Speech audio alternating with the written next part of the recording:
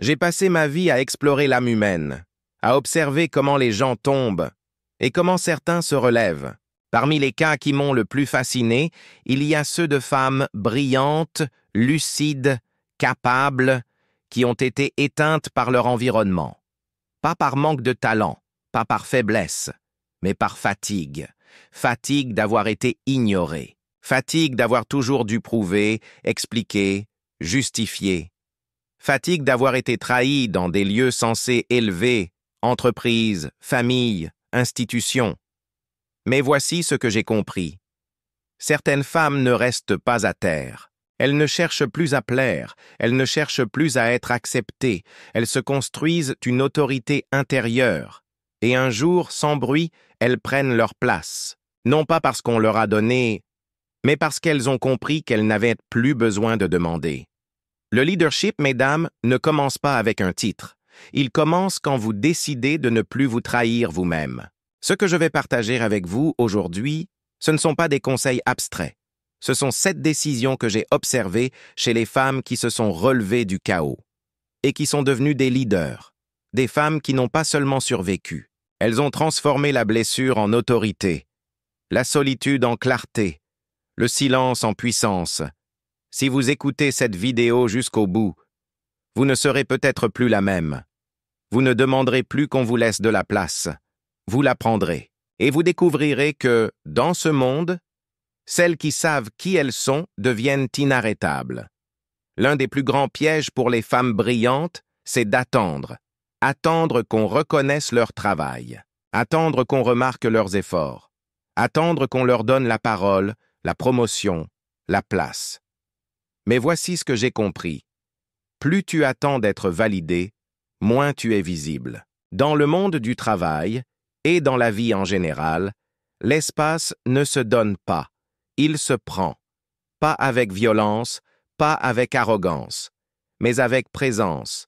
Les femmes qui deviennent des leaders ne lèvent pas la main en espérant qu'on les écoute. Elles parlent quand c'est nécessaire, et elles parlent avec poids. Elles ne multiplient pas les efforts invisibles. Elles font peu, mais chaque geste est stratégique. Elles ne disent pas « Regardez comme je suis utile ». Elles montrent qu'elles sont indispensables par la clarté de leurs pensées, la fermeté de leurs décisions, la cohérence de leurs actions. Il y a une chose que j'ai apprise de mes patientes. Beaucoup ont été blessées par l'injustice de n'avoir jamais été reconnues. Mais les plus fortes ont fini par se retirer de cette attente. Elles ont arrêté de courir après les compliments. Elles ont compris que le respect ne se réclame pas. Il se provoque par l'attitude. Si tu veux qu'on te voie, ne crie pas. Ralentis. Centre-toi. Et deviens si stable que ta seule présence dérange ceux qui veulent t'ignorer. Tu n'as pas besoin de demander qu'on te remarque. Tu as besoin de te remarquer toi-même. Et à partir de ce moment-là, quelque chose change dans ton énergie. Tu entres dans une pièce différemment. Tu prends la parole différemment. Tu t'assois à une table comme si ta place y était déjà, parce qu'elle l'est. Le premier pas pour devenir leader n'est pas d'être accepté, c'est de cesser de chercher à l'être. Tu n'as pas à supplier pour entrer. Tu incarnes la valeur que tu cherches à prouver.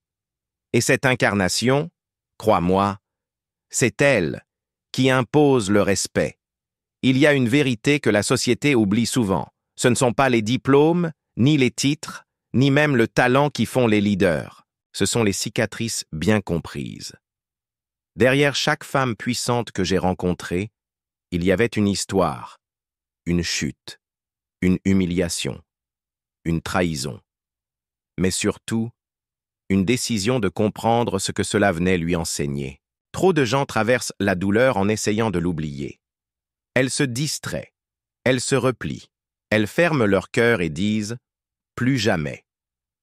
Mais celles qui grandissent réellement font autre chose. Elles regardent la douleur en face, elles la décortiquent.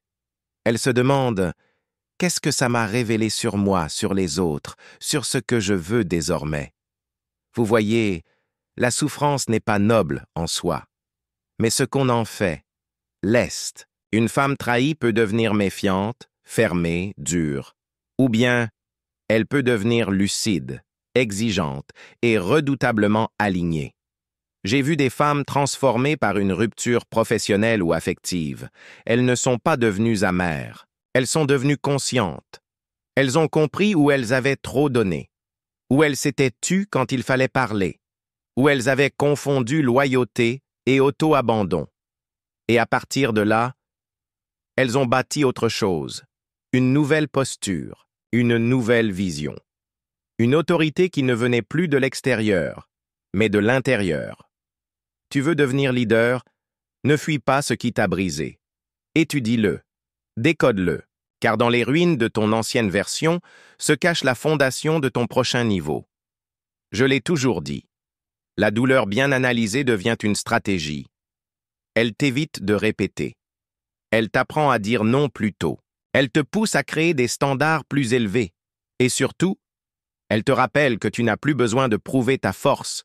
Tu l'as déjà prouvé, en étant encore là, en te relevant. Et maintenant, il est temps de transformer cette force en direction, car une femme qui a compris sa propre douleur, personne ne peut plus la faire redescendre. Il y a quelque chose que j'ai vu trop souvent chez les femmes brillantes. Elles minimisent leur lumière. Quand elles ont des idées puissantes, elles commencent par « Désolé, mais je pensais que… » C'est peut-être bête, mais je crois que… Pourquoi s'excusent-elles avant même de parler? Parce qu'on leur a appris que l'ambition féminine dérange, qu'une femme qui prend la parole est arrogante, qu'une femme qui veut diriger est autoritaire. Alors elles se réduisent, elles se font petites, elles sourient plus qu'elles n'affirment. Et pourtant, à l'intérieur, leur esprit bouillonne. Je vous le dis, l'ambition n'est pas un défaut, c'est une forme de vie. C'est un élan de construction, de création, de transformation. Celles qui deviennent leaders cessent un jour de s'excuser. Elles cessent d'avoir peur de paraître trop intelligentes, trop directes, trop exigeantes. Elles comprennent que ce « trop » aux yeux des autres est souvent exactement ce qui les rend puissantes. Et au lieu de se brider, elles s'expriment, elles osent demander, elles prennent des décisions, pas pour écraser, mais pour servir une vision. L'ambition féminine bien dirigée est l'un des plus grands moteurs de changement dans ce monde, et pourtant, elle est encore culpabilisée, raillée, mal interprétée. Alors, je vous pose une question. Qui a dit que votre ambition devait rester discrète? Qui a dit qu'il fallait choisir entre être aimée et être puissante? C'est un mensonge. Vous pouvez être humaine et ambitieuse, douce et solide, empathique et redoutable dans vos choix. Une femme qui ne s'excuse plus d'avoir de la vision devient inarrêtable, parce qu'elle n'attend plus la permission, elle s'autorise elle-même. Et dans un monde où tout vous pousse à rester dans l'ombre, s'autoriser à briller, c'est déjà un acte de leadership. L'image de la femme forte, seule contre tous, est séduisante. Mais elle est aussi dangereusement fausse. Le véritable leadership ne se construit jamais en solitaire. Même les esprits les plus brillants, les plus résilients, ont eu besoin, un jour ou l'autre, d'un regard, d'un soutien, d'une alliance. Ce que j'ai appris, c'est ceci. Une femme puissante ne s'entoure pas de n'importe qui. Elle choisit avec rigueur. Pas ceux qui la flattent, pas ceux qui la tolèrent, mais ceux qui la voient en vraiment. Ceux qui élèvent la conversation. Ceux qui n'ont pas peur de lui dire la vérité. Ceux qui comprennent sa vision avant même qu'elle ne l'ait formulée complètement. Dans une entreprise, dans un projet, dans la vie, le réseau n'est pas un luxe. C'est une structure de puissance. Mais attention, il ne s'agit pas de se disperser. Il ne faut pas chercher à plaire à tout le monde. Il ne faut pas multiplier les relations creuses. Il faut cultiver l'utile, l'aligné, l'authentique. Celles qui deviennent leaders savent repérer les bons alliés. Elles ne se perdent pas en comparaison. Elles observent. Qui a une vision complémentaire à la leur? Qui a une énergie qui stabilise? Qui peut les aider à grandir? Sans chercher à les contrôler. Et elles investissent. Oui, elles investissent du temps, de l'écoute, du soutien dans ces liens. Car elles savent que ces connexions deviendront, un jour, des leviers silencieux. J'ai vu des femmes changer de trajectoire, non pas grâce à un diplôme de plus, mais grâce à une rencontre, une conversation qui les a réveillées, une femme qui leur a tendu la main sans jalousie, un mentor qui a su dire « Tu es prête. Alors, je vous le dis. Entourez-vous de ceux qui vous challengent avec bienveillance. Fuyez ceux qui minimisent votre feu. Créez des cercles où vous pouvez penser haut, oser grand et parler vrai. Car seul, on avance. Mais avec les bonnes alliances, on s'élève. Et c'est ainsi que les femmes puissantes cessent d'être des exceptions isolées et deviennent un réseau, une force, un mouvement. J'ai souvent dit que le plus grand pouvoir est d'abord un pouvoir sur soi-même. Avant de diriger une équipe, un projet, une entreprise, tu dois savoir te diriger toi. Et c'est là que beaucoup échouent. Elles veulent l'autorité, la reconnaissance, la place de leader. Mais elles sont gouvernées par leurs émotions, leurs doutes, leurs réactions impulsives. Une simple critique les déstabilise. Un retard les fait exploser. Un refus déclenche une spirale intérieure. Le leadership ne commence pas quand tu donnes des ordres. Il commence quand tu te connais si bien que rien ne t'emporte. Les femmes que j'ai vues s'élever vraiment avaient cette force tranquille. Elles savent identifier ce qu'elles ressentent, sans être avalées par leurs émotions. Elles savent choisir leur bataille. Elles savent attendre, observer, répondre avec stratégie, pas avec l'ego. Cela ne veut pas dire être froide, cela veut dire être centré. Et ce centrage, mesdames, ne s'improvise pas. Il se construit dans les rituels, dans la gestion de son temps, de son énergie, de ses priorités. Tu ne peux pas être leader si tu ne sais pas dire non. Tu ne peux pas inspirer si tu es toujours débordé. Tu ne peux pas guider les autres si tu ne sais pas te retrouver dans le silence. J'ai vu des femmes changer de posture simplement parce qu'elles ont arrêté de courir. Elles ont repris leur matinée, leur sommeil, leur espace mental. Et dans ce retour à elles, elles ont découvert une chose essentielle. La discipline est une forme d'amour-propre. La régularité est une preuve de respect envers soi. Et la clarté intérieure est ce qui rend leurs paroles crédibles et puissantes. On ne suit pas une femme instable, on suit une femme ancrée, une femme qui sait ce qu'elle veut et qui agit en cohérence avec ce qu'elle pense. Avant de prendre une place d'autorité, prends-toi, toi, en main, car la maîtrise de soi est la première démonstration de leadership réel, et une fois qu'elle est acquise, plus rien, ni personne ne peut t'en détourner. La plupart des femmes que j'ai écoutées pendant des années m'ont dit ceci. Je déteste le conflit. Et je leur ai répondu, ce n'est pas le conflit que vous détestez. C'est l'idée de décevoir, d'être rejeté, ou d'être perçu comme la méchante. Mais voici ce que je veux vous dire aujourd'hui. Le conflit n'est pas une agression. Le conflit, lorsqu'il est bien utilisé, est un outil de clarté. Les femmes qui deviennent leaders ne fuient pas les tensions. Elles les regardent en face. Elles les traversent. Et elles en sortent avec des frontières plus nettes, des relations plus vraies. Vous ne pouvez pas vouloir être respecté et éviter tout désaccord. Une équipe sans confrontation est une équipe stagnante. Un couple sans désaccord est un théâtre. Une femme sans colère est une femme qui s'oublie. Le conflit n'est pas là pour te détruire, il est là pour te positionner. J'ai vu des femmes s'effondrer, non pas parce qu'on les a attaquées, mais parce qu'elles ont accumulé tout ce qu'elles n'ont jamais osé dire. Et puis, un jour, elles explosent. Trop tard, trop fort, trop confus. Celles qui avancent apprennent à parler avant que ça déborde. Elles nomment les tensions. Elles posent leurs limites. Elles assument leurs désaccords, sans hurler, sans pleurer, sans fuir. Parce qu'elles savent que dire non, ce n'est pas un échec. C'est un acte de souveraineté. La peur du conflit maintient trop de femmes dans des rôles secondaires. Mais celles qui osent le traverser deviennent incontournables. On ne les aime peut-être pas toujours, mais on les respecte. Et ce respect-là est la base de toute forme de pouvoir sain.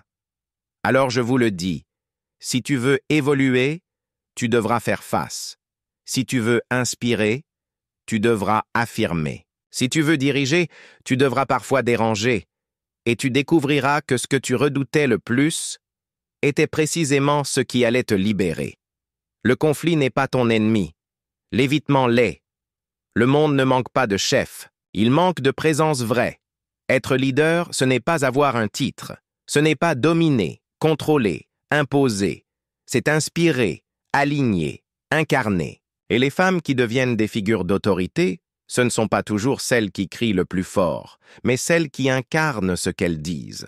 Elles arrivent à l'heure, elles respectent leurs paroles, elles font ce qu'elles annoncent. Elles n'attendent pas qu'on les regarde pour être excellentes.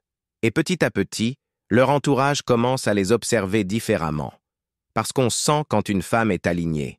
Ce n'est pas dans ses mots, c'est dans son énergie, dans sa façon de tenir son regard, dans sa manière de rester calme quand tout bouge autour.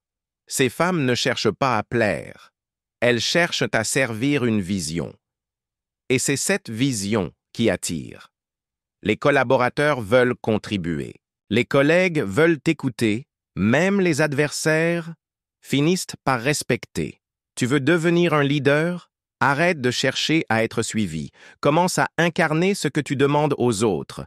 Tu veux qu'on t'écoute? Écoute-toi toi-même. Tu veux qu'on te respecte? Sois rigoureuse avec toi-même. Tu veux qu'on avance? Avance d'abord seul, avec constance. Le charisme n'est pas un don, c'est la récompense d'une cohérence profonde. On suit ceux qui sont solides, pas ceux qui cherchent à convaincre. Et une femme qui n'a plus besoin d'être suivie devient paradoxalement celle que tout le monde veut suivre, parce qu'elle n'impose rien, elle montre. Et dans un monde de discours, les actes parlent plus fort que tout. Alors, ne cours plus après le pouvoir, deviens puissance tranquille, et regarde, ce monde s'organiser autour de ton pas. Si tu es arrivé jusqu'ici, ce n'est pas un hasard, c'est que quelque chose en toi sait que tu es prête. Pas prête à tout changer d'un coup, pas prête à devenir parfaite, mais prête à ne plus te trahir, prête à sortir de l'attente, à transformer ta douleur en lucidité, à assumer ton ambition sans t'excuser, prête à choisir avec qui tu avances, à gérer ton énergie comme un capital sacré, prête à regarder les conflits non comme des guerres, mais comme des tests de clarté, et surtout, prête à devenir cette femme qu'on suit naturellement, parce qu'elle incarne ce qu'elle demande. Je vais te dire une chose simple mais profonde. Ce monde a besoin de ton feu. Ce monde a besoin de ta voix calme. Ce monde a besoin de ta structure intérieure. Tu n'as pas besoin d'être la plus brillante, la plus diplômée, la plus parfaite. Tu as besoin d'être présente, consciente, cohérente. Et chaque jour où tu choisis ces 7 étapes, même à ton rythme, même imparfaitement, tu construis quelque chose de beaucoup plus grand que ta carrière. Tu construis ton autorité intérieure.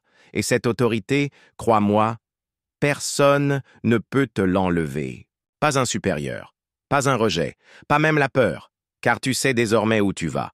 Et surtout, qui tu es devenu pour y aller. Je suis Freud.